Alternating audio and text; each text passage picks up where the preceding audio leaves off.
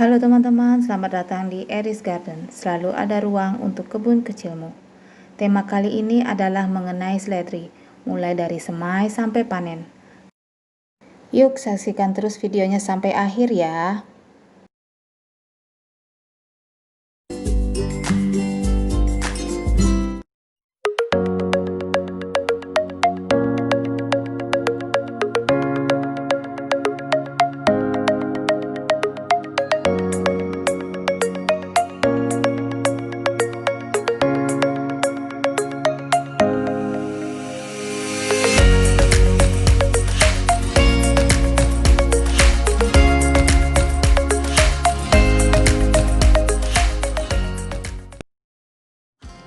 Saya yakin hampir semua gardener pernah menanam tanaman yang satu ini. Namun tidak ada salahnya bila kita bahas lagi di sini mengenai seledri, khususnya seledri yang dihidroponikkan. Bagi sebagian orang menanam seledri cukup sulit dari biji. Namun bila kita tahu gimana cara yang benar, sebenarnya tidak sesulit itu loh teman-teman. Pertama, kita mesti memilih benih yang bagus.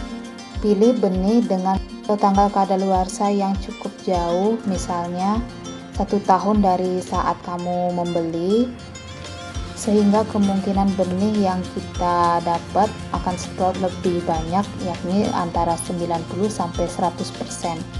Dengan benih seledri yang bagus, maka seledri akan lebih cepat sprout dibandingkan dengan benih yang sudah cukup lama. Oke, langsung saja kita lihat step-step untuk menyemai seledri ya. Untuk seledri hidroponik, pertama kita siapkan rock wool yang dibasahi dengan air. Rock woolnya kita potong-potong sesuai dengan yang kita inginkan dengan ukuran kira-kira 2,5 sampai 2 cm. Kemudian kita lubangi, boleh juga tidak, karena seledri benihnya cukup kecil, jadi saat kita menaruh di tiap lubang itu kita cukup mencolekkan saja seledri atau benih seledri, sama seperti kita menyemai bayam ya. Nah, kemudian spray halus dengan air biasa aja.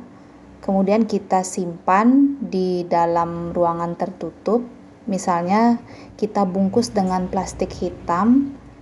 Kemudian kita cek setiap hari apakah seledrinya itu sudah sprout atau enggak. Dan bila sudah sprout, kita siap untuk kenalkan sinar matahari. Nah, ini penampakan seledri yang sprout di hari keempat. Nah, kemudian ini yang di hari ke-10 sudah mulai menunjukkan bakal daun sejati. Dan saat semaian berusia antara 14 sampai 20 hari setelah semaian sudah bisa dipindah ke sistem peremajaan atau ke sistem hidroponiknya langsung. Tanaman sudah bisa diberikan nutrisi pada usia 14 hari dan diberikan secara bertahap tiap minggunya. Sampai dengan minggu keempat mentok di 1400 ppm. Nah, pada usia ini juga seledri sangat cocok untuk disapih karena kadang kita nyemai seledri itu kebanyakan, jadi kadang nanti dia tumbuh di netpotnya itu terlalu banyak. Jadi saat tumbuh dewasa maka mereka akan desak-desakan, sehingga pada usia remaja ini sangat cocok sekali untuk seledrinya kita sapih. Mau kita tanam di tanah, mau kita tempatkan di netpot yang lain juga bisa. Beberapa ada yang saya sapih karena dia terlalu banyak, jadi saya tanam dengan hidroton menggunakan ember. Ada juga yang saya tanam langsung di tanah, jadi saya nggak usah repot-repot untuk nyemai lagi di tanah, tinggal ambil yang sudah jadi, kita sapih, kita tanam di tanah. Nah, untuk mencapai umur segini dibutuhkan waktu kurang lebih 1 bulanan lebih. Mungkin udah hampir 1,5 bulan umurnya. Bisa lihat di sini akarnya. Sorry, kurang fokus, kan agak jauh dikit ya. Ya, susah juga sih cari fokusnya ini.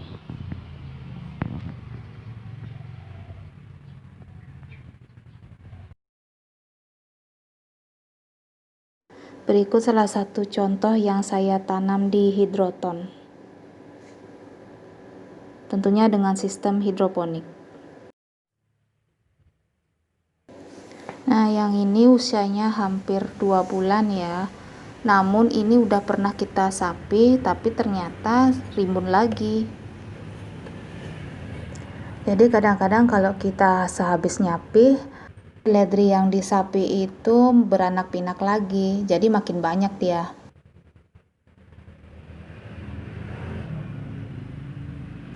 Ini adalah proses saya memindahkan sebagian semayan yang masih di tempat peremajaan ke sistem yang lebih luas dengan perbandingan 5 net pot dalam satu bakis. Jadi seledrinya akan tumbuh lebih leluasa.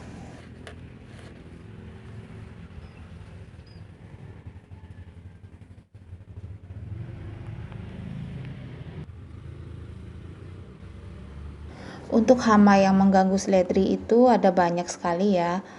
Misalnya apit, tungau atau spider mite, dan kutu putih.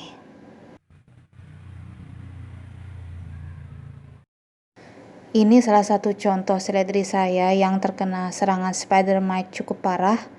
Jadi mau tidak mau saya harus potong beberapa daunnya dan menyisakan hanya daun-daun muda saja supaya lebih cepat pulih.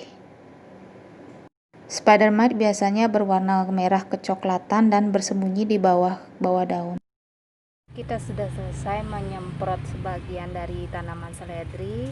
Sisanya akan saya lakukan nanti sore setelah matahari terbenam sekitar jam 5 atau jam 6 sore lah. Beberapa seledri terkena serangan spider mite yang cukup parah seperti yang akan saya perlihatkan berikut. Nah, ini seledri yang ada di sistem hidroponik yang terkena serangan spider mite yang cukup parah. Jadi saya gunduli beberapa supaya tidak menyebar ke yang lain. Nah, ini lumayan banyak daun yang saya gunduli. Nah, ini akan saya buang jauh-jauh agar tidak menyebar ke tanaman yang lain.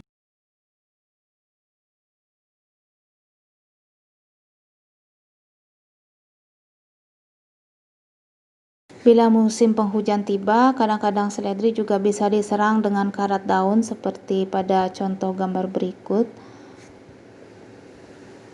Karat daun juga menyebabkan pertumbuhan seledri menjadi tidak bagus ya.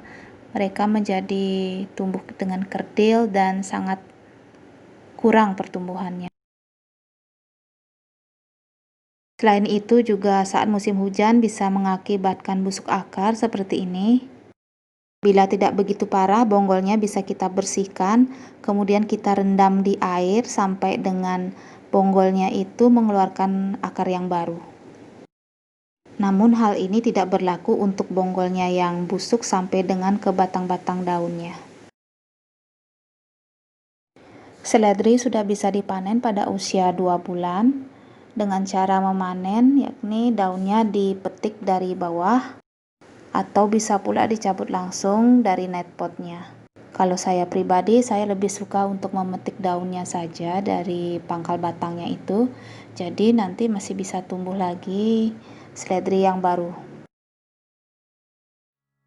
Oke teman-teman, sekian video saya kali ini.